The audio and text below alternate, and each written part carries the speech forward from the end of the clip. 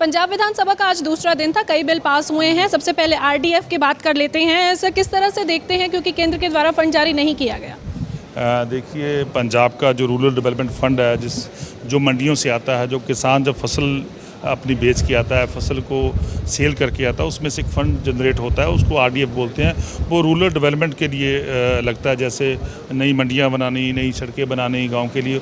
उसका फ़ंड बड़े लंबे अरसे से केंद्र सरकार ने रोका हुआ था।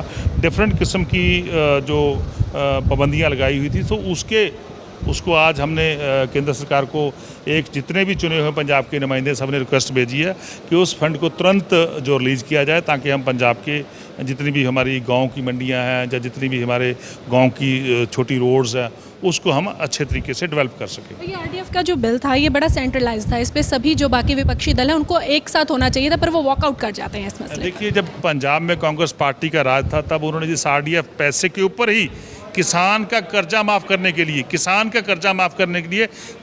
का जो फंड था उस पे ऊपरी लोन ले लिया, उसके ऊपर ही कर्जा ले लिया। इसलिए तो आज भाग गए वो।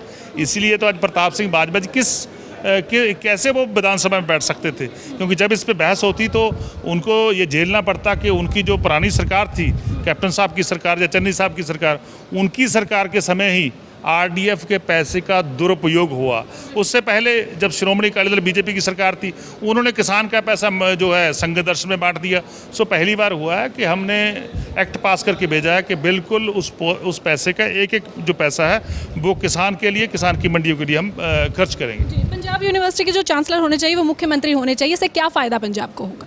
बिल्कुल, इससे बहुत बड़ा फ़ायदा होगा। सो जो बेलोड़ी जो अड़चने गवर्नर साहब on behalf of the central government खड़ी करते हैं, उनसे छुटकारा मिलेगा। सो जैसे 3-3 महीने, 4-4 महीने, 6-6 महीने हमारी फाइलें पड़ी रहती थी, तो वो फाइलें जल्दी क्लियर होंगी। और जो पंजाब में अच्छे लोग हैं, अच्छे एकेडमिशियन हैं, जिनका अच्छा ट्रैक रिकॉर्ड है, वो ही मैं समझता हूँ वाइस चांसलर लगेंगे। आखिरी सवाल मैं लूँगी इन सभी के लिए। एक बार फिर से ये जो प्रस्ताव आपने पारित यहाँ पर किए हैं वो गवर्नर के पास जाएंगे। जो दो टसल हम देख रहे हैं फिलहाल पंजाब में मुख्यमंत्री और गवर्नर के बीच, आपको लगता है कि इन पर मोहर लग जाएगी?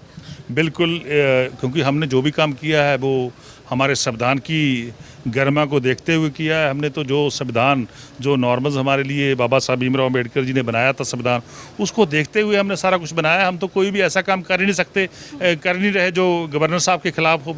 हम तो पूरा संविधान का ध्यान रखते हैं। संविधान की एक जो संविधान की आत्मा है, संविधान की कॉन्स्टिट्यूशन की आत्मा है, उसको ध्यान में रख के हम कानून बनाते हैं। तो ये थे हमारे साथ पंजाब के वित्त मंत्री हरपाल चीमा, जिन्होंने आज जानकारी दी है जो भी आज पंजाब के विधानसभा सेशन में खास रहा है, चाहे वो बिल पास किए हो, चाहे वो जो निंदा प्रस्ताव लाया गया हो। साथ ही साथ इन्होंने कहा है कि राज्यपाल को जो बिल भेजे जाएंगे वो सारे संविधान के तहत जो है उसको बनाया गया है, रखा गया है, और उसी के तहत वो सारे बनाए गए हैं। जाहिर तौर पर गवर्नर जो है उन पर साइन करेंगे। वीडियो जर्नलिस्ट शरद के साथ खबरें अभी तक के लिए चंडीगढ़ से हरसिमरत।